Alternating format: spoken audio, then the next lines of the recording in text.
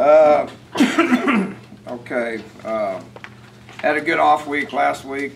You know, came back a day early. Then and I know everybody's going to want to know, what are you going to do this differently this time than you did last time? Well, first of all, we talked about it, and you know, said the last time we had an off week, you know, remember what happened. And I don't think the schedule was the problem. I just don't think we were ready to play, obviously, which that, just looking across college football, I mean, that's happened to a lot of different teams throughout the course of the season. So we did come back a day early and line up yesterday and had a pretty good practice. We need to have a better one today and a better one the day after. But I did get back and get them in the swing of things yesterday. And then this being an untraditional week with no school, you know, we're able to, you know, keep them as long as we want to. So they should be getting up here anytime, and we'll start meeting at noon every day, and we'll go for about 12 hours if we have to.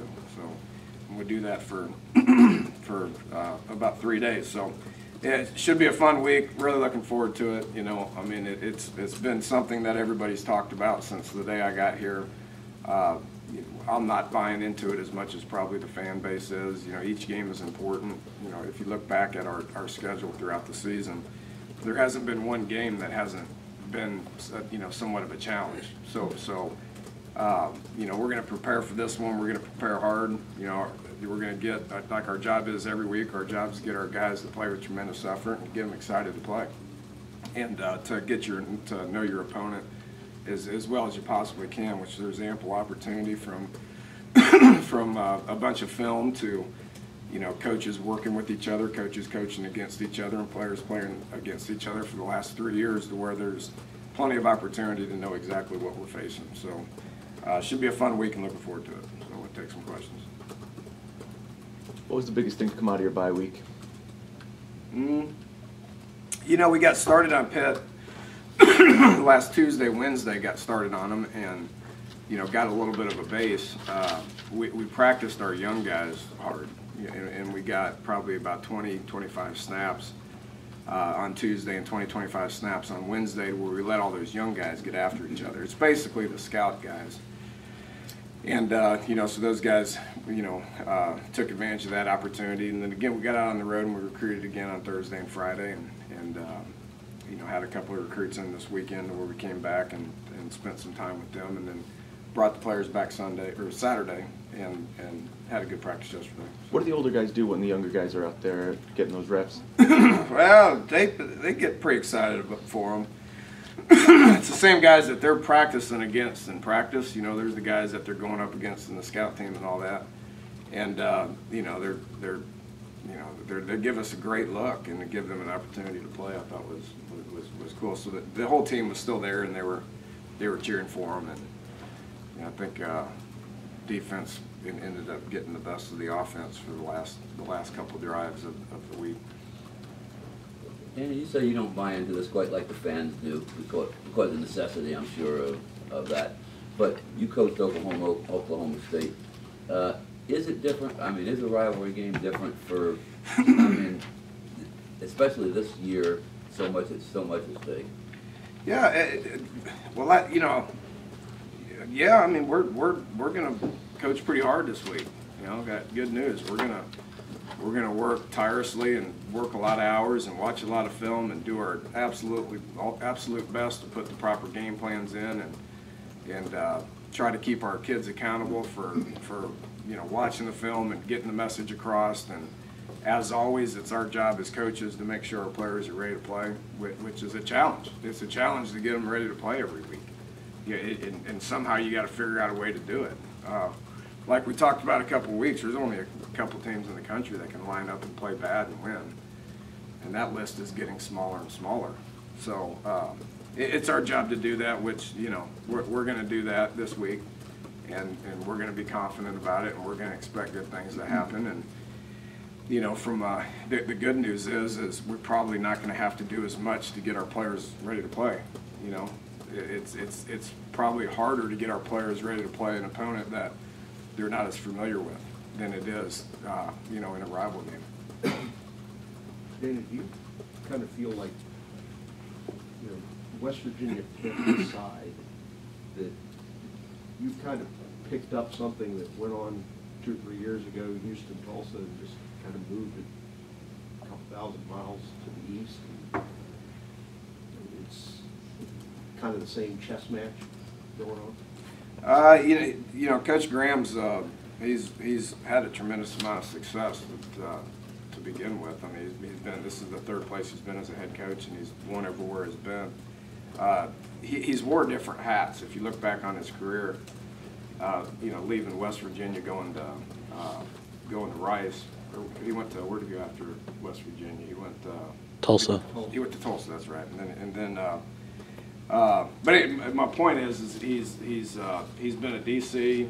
You know, he's been an OC. He's kind of went back and forth a little bit. You know, to the point to where it's not the same system. And he's going to say the same thing about me. He's going to say, if you look at Dana's offense at West Virginia and you go back to what it was at Houston, it's not quite the same. So that's the sign of what you got to do. You can't just keep everything the same for the course of you know, as many years as you go through from place to place. You're going to have to change some things based on personnel, based on culture, based on you know, who your players are. So he's going to say the same thing about me with what he sees offensively as I'm going to say about him with what I see defensively. you got to fit your players though. You know, so it's not exactly the same schemes.